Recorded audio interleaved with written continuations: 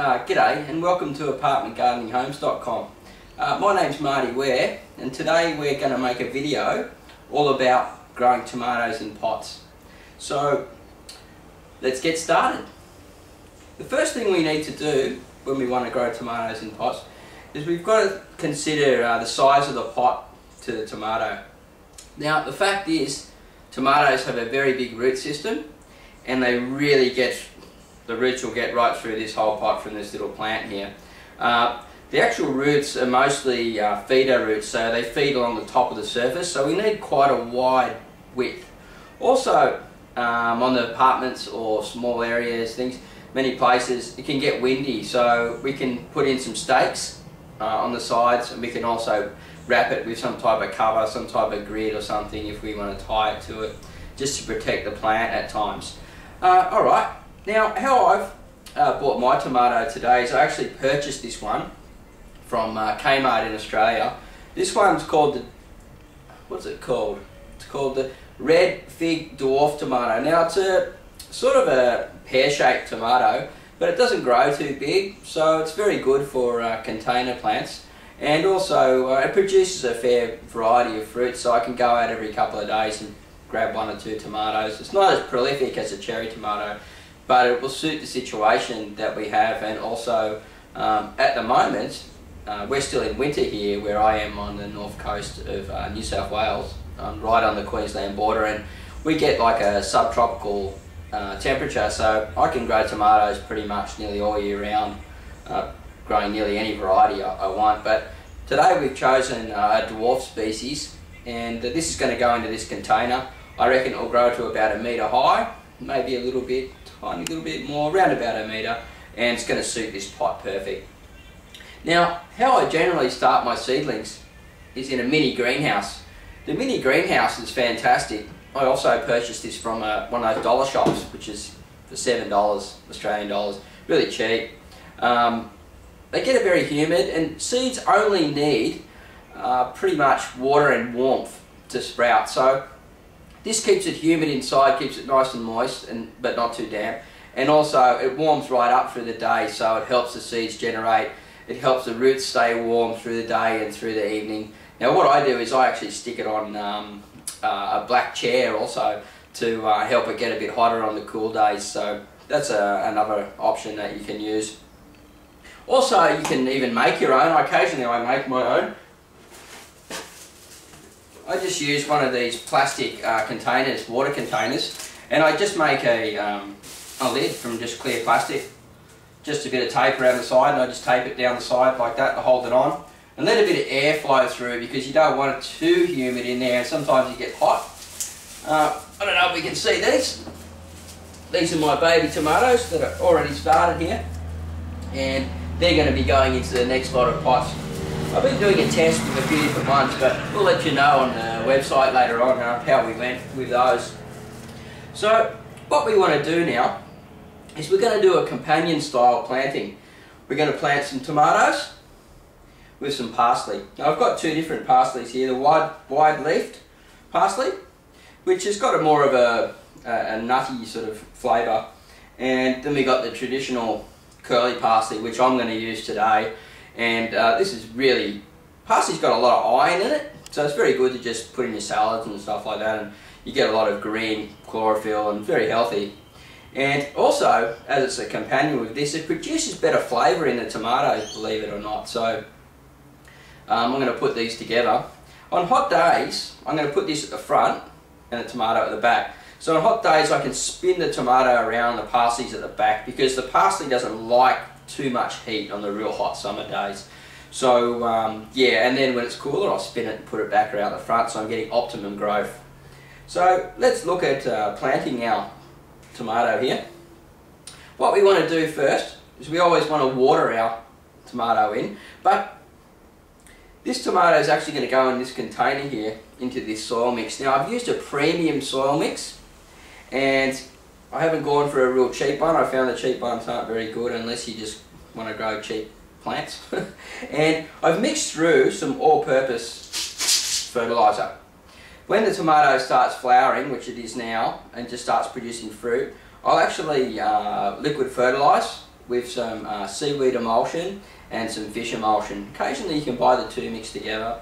I like to just separately do it. Into the bottom here, into this watering system down the bottom here. This stops also from on the veranda, the water dripping over into your neighbours, and you know they don't like that. So, and tomatoes are very thirsty. On the hot days here, this can dry out in a couple of days, so I've really got to water this every couple of days. In the middle of summer, every day. So I have to keep this full. You've got to be a bit careful if you've got a mosquito problem though. Don't let the mosquitoes breed in here, because then they'll come into your place through the night or when you open the door off your veranda and stuff. So we're going to plant the tomato. Now this tomato, it's quite big for this pot here.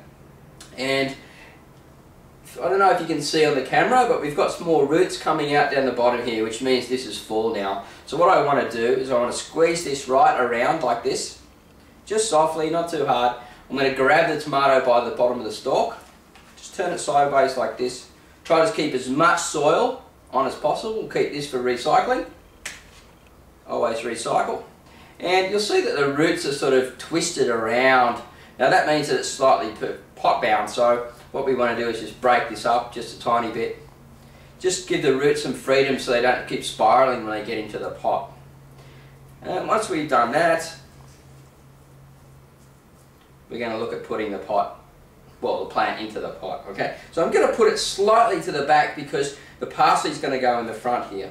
So let's dig it in round. I've already mixed in my all-purpose General Slurries fertiliser, and I've put in this pot about one big handful right through. The last bit is I sprinkle on top because of the surface feeder roots for the tomatoes, and also when it rains and stuff, if you've got your tomatoes, it gives it a bit of beneficial nutrient at the same time as you water it in with your hand water or however you do it. So yeah, that's at the back there like that.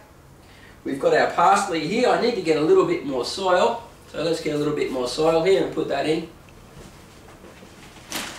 I've used an organic premium mix here that I bought from Woolies. A lot of people like to mix in a bit of compost as well. Let's just put this in.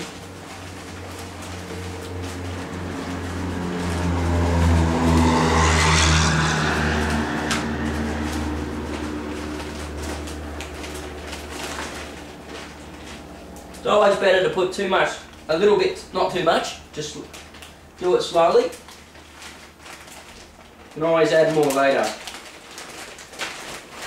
Okay, nice and clean, haven't made too much of a mess, a little bit of dirt on the drop sheet. Okay, now we're going to get our parsley, get it ready. Same thing, squeeze it around like this. Turn it upside down. This one's a little bit pot bound as well, so we'll just scrape it up like so. Now I've already mixed in the NPK through, but I've added some more soil, so I'm just going to put a tiny bit in where we've missed, just to give it a bit of extra growth. It's going to love me for that. Now generally, if I'm not in a situation like this, like in the apartment situation, I like to use organic materials. This stuff, it was not organic, it's basically salt, but it's still okay. And it doesn't have any smell, so it's not going to attract any flies or bad little nasties around your place. But I do recommend, if you can, use some organic compost and just stick with that. You'll get better growth and better taste. But in the end of the day, it's up to you. This is my choice that I've made just for this planting. Okay, so I've got my tomato in here, I've got my parsley in here. I do need to put a little bit more soil in, but what I'm going to do is I'm just going to water it in now. Now what I forgot to tell you was I actually watered these before I planted.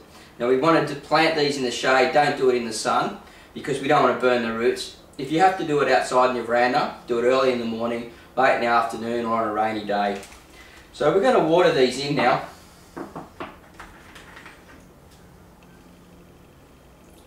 I've even used filtered water for this, but you don't have to do that. It's going a bit beyond what you need to do. I just had some spare, so that's what I'm going to use. Now I've just wet that enough just to go through the roots, because I've got to carry it outside and I don't want to be splashing water around. I'm going to give it another big water when I get outside with this. If you're doing this in summer, I recommend that you leave it in a semi-shady spot for a day or two while you're letting the plants resettle again. But it's winter here in Australia, and we've got a nice 22-degree day outside, and it won't burn the plants or affect the plants too much. So that's pretty much it for now. I hope you enjoyed the segment, got a lot of good information out of it, and also look, we're going to have more videos provided by apartmentgardeninghomes.com. So look, come and visit us at the website, have a look at all the great material that we have, and yeah, have a good day and happy gardening. Bye.